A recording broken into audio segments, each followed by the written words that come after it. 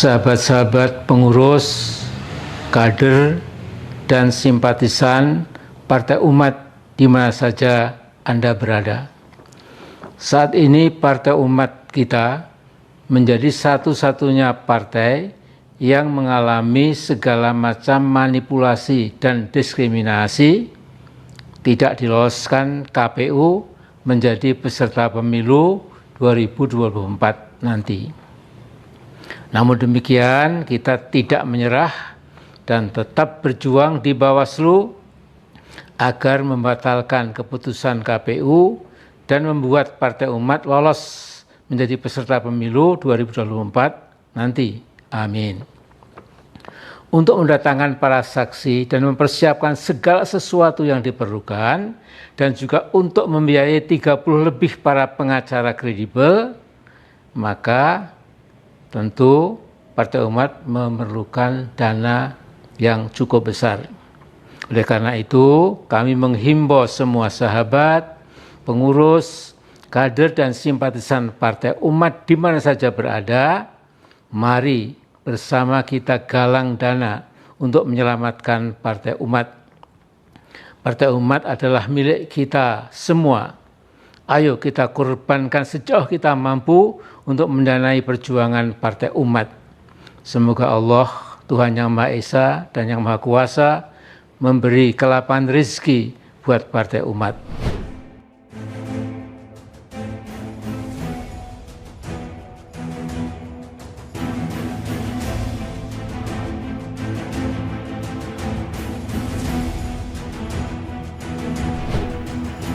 Halo sahabat Indonesia, kita bertemu kembali dalam Opini Rudi, edisi hari Senin tanggal 19 Desember 2022. Sahabat Indonesia, kemarin saya memberikan opini terkait dengan ngamuknya Amin Rais karena partai besutannya, yaitu Partai Umat, gagal lolos verifikasi dari KPU. Sehingga bisa dipastikan Partai Umat tidak menjadi peserta pemilu tahun 2024. Kemarin sudah saya sampaikan, Mbah Amin Rais ngamuk-ngamuk. Seperti biasa, sudah kita duga sebelumnya, tabiatnya Mbah Amin Rais selalu menebarkan negatif opinion.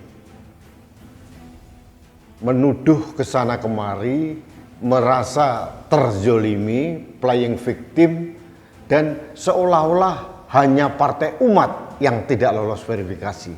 Padahal ada puluhan partai yang lain pun juga tidak lolos verifikasi. Contohnya PKPI misalkan, atau partainya Fahrat Abbas misalkan, tidak lolos. Banyak yang tidak lolos.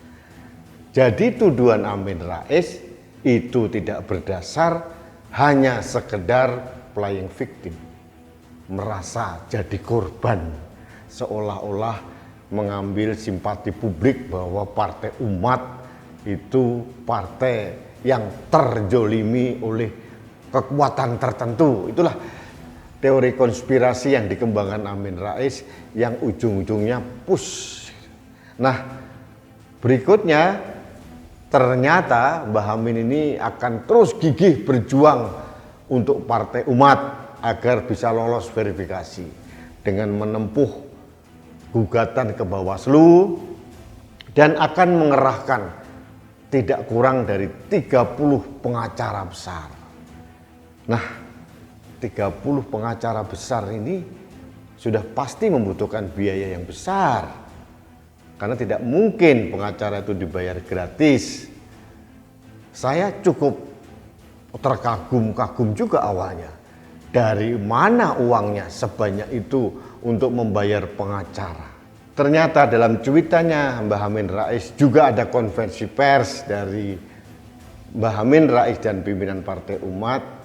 Ujung-ujungnya dia ngemis donasi ke masyarakat, kepada simpatisan, relawan Partai Umat agar mengumpulkan uang untuk membayar 30 pengacara. Pret gitu. Jadi setelah marah-marah besar, setelah menuduh ke sana kemari seperti dewa mabuk, setelah merasa menjadi korban konspirasi, playing victim, ujung-ujungnya cuan, minta bantuan uang. Oh alah, bah, kalau nggak punya uang, yes, pasrahlah, berserahlah, jangan ngoyo. Kalau hanya minta uang donasi dari masyarakat, masyarakat sedang kesusahan, apa pentingnya partai umat gitu loh.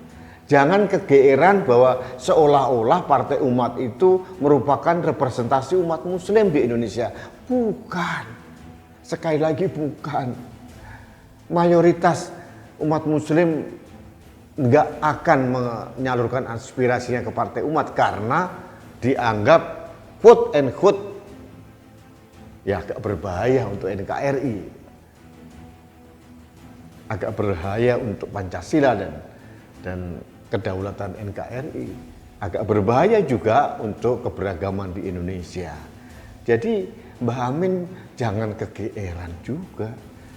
Saya akan tunggu berapa donasi yang terkumpul dari masyarakat. Karena kalau minta sumbangan ke pengusaha juga, pengusaha berpikir juga, apa untungnya dengan memberikan sumbangan kepada partai umat yang jelas-jelas gagal lolos verifikasi KPU. Apa manfaatnya buat masyarakat dengan mendukung partai umat? Partai-partai Islam yang lain juga banyak kok. Jadi Mbah Amin mohon sekali lagi saya katakan berserahlah, sumelehlah. Jangan ngoyo. Jangan mentang-mentang karena pernah menjadi ketua MPR gitu ya. Pernah dinobatkan menjadi tokoh reformasi terus merasa seolah-olah seluruh rakyat Indonesia masih mendukung dia. Tidak, Mbah. Rakyat Indonesia sudah melupakan Mbah Amin Rais. Tidak ada jejak ketokohan dari Mbah Amin Rais yang tersisa. Jadi mbok yao, udahlah, nerimo saja, legowo. Jangan memaksakan diri, tidak punya uang, terus ngemis-ngemis sumbangan donasi. Masyarakat itu lagi susah, Mbak. Ini pasca pandemi COVID-19 ini kita lagi recovery semua. Maksud tega sih seorang Amin Rais minta sumbangan pada masyarakat yang sedang kesusahan? Kalau nggak punya uang ya sudah, legowo saja. Maknai ini sebagai ketetapan Tuhan bahwa semesta tidak menginginkan partai umat dalam kontestasi pemilu 2024. Itu saja. Jauh lebih legowo dan ketokohan seorang Amin Rais akan dihargai, dihormati. Jangan seperti sekarang, marah-marah, ngamuk-ngamuk, merasa dijolimi seolah-olah hanya partai umat yang tidak lolos verifikasi. Padahal partai-partai yang lain banyak. Mbok yao introspeksi diri, mawas diri Mbak Amin. Jangan merasa sebagai merasa masih mendapatkan pengikut banyak warga Indonesia. Aduh, tolonglah melihat dengan jernih realita di masyarakat. Kalaupun, mohon maaf ini, saya tidak mendahului kehendak, kalaupun partai umat menjadi peserta pemilu tahun 2024 pun belum tentu lolos ambang batas masuk ke parlemen. Belum tentu. Sudah ada 17 partai yang besar-besar. Ada 9 partai yang ada di parlemen sekarang, ada 8 partai yang lain, ada 3 partai baru. Artinya memang kontestasi ini memang bukan lagi untuk Mbah Amin Rais. Mbah Amin sudah tamat. Cerita tentang Amin Rais dan Indonesia sudah tertutup dan terkubur dan eranya berubah. Jangan terus merasa mengikuti zaman dan seolah-olah zaman pasti menerima Mbah Amin Rais. Belum tentu. Setiap pemimpin ada zamannya, setiap zaman ada pemimpinnya. Dan sekarang bukan lagi eranya Mbah Amin Rais. Tokoh politik elit politik yang terlalu sering menebarkan tuduhan-tuduhan palsu, menebarkan ujaran kebencian, menebarkan teori konspirasi, dan merasa terzolimi. Ini sudah basi, menurut saya begitu sih. Jadi sahabat Indonesia, kalau kita lihat dari video konversi pers Amin Rais, memang arogansi itu masih terlihat nyata, bahwa seolah-olah Amin Rais itu faktor penentu dalam perpolitikan nasional, padahal sudah selesai. Eranya sudah berlalu. Nerimo saja, legowo saja Mbah Amin. Itu saran saya sebagai anak bangsa kepada seorang Amin Rais yang sudah sepuh, sudah uzur. Baik, sahabat Indonesia, terima kasih. Demikian opini saya terkait dengan minta donasinya Partai Umat yang disuarakan oleh Amin Rais. Mudah-mudahan masyarakat Indonesia sadar, waras, tidak perlu mengeluarkan uang yang tidak perlu, yang tidak ada manfaatnya, itu mubazir. Mubazir itu merupakan langkah atau tindakan yang tidak disukai Allah Subhanahu wa taala. Itu menurut saya. Baik sahabat Indonesia, terima kasih Anda telah mengikuti Opini Rudi. Kita bertemu kembali dalam Opini Rudi selanjutnya. Salam satu Indonesia, salam Pancasila.